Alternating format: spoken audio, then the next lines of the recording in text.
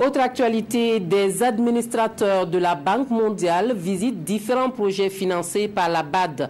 Les financements concernent les secteurs de l'électricité, eau potable et assainissement, autonomisation de la femme et gestion de déchets. Plusieurs sites à Ouagadougou et dans les localités environnantes sont visités par les partenaires de développement.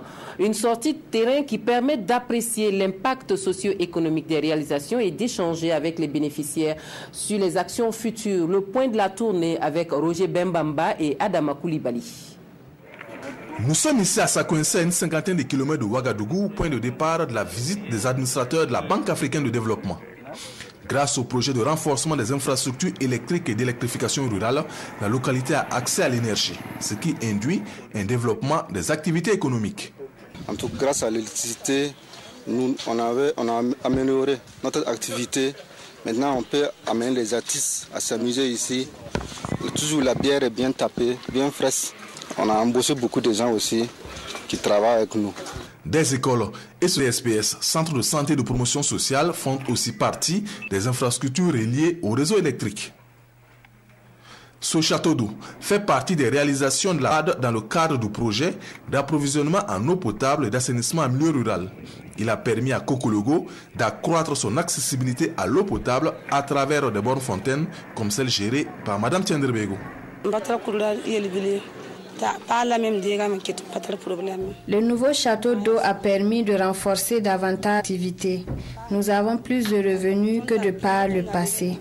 Cela nous réjouit énormément. À Tangendasouri, c'est la charité qui bénéficie de l'appui de la BAD. Cet appui a permis de renforcer les capacités de l'association Ragoussi. Ragoussi donc est une association de production de beurre de thé, de transformation aussi de produits dérivés tels que des pommades pour le corps, les cheveux et puis des savons de toilette. Les femmes ont reçu des formations et donc on peut parler donc de renforcement de capacité. Cela a été bénéfique parce que ça nous a permis de mieux s'organiser dans le cadre de nos activités. Cette association, composée d'une dizaine de femmes grâce à l'appui de la BAD, fabrique du compost au centre de traitement et de valorisation des déchets dans le cadre du sous-projet d'assainissement des quartiers périphériques de Ouagadougou. Une activité rémunératrice pour elle et qui permet d'assainir le cadre urbain. Un satisfait donc à l'issue de la visite de ces différents sites par les administrateurs de la BAD.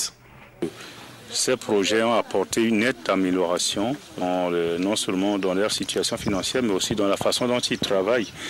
À la fois la pénibilité des tâches, comme ici et ailleurs, mais aussi le fait que maintenant, parce que les activités se développent, ils peuvent recruter d'autres personnes pour les aider et donc contribuer de cette manière-là directement aussi à la création de l'emploi.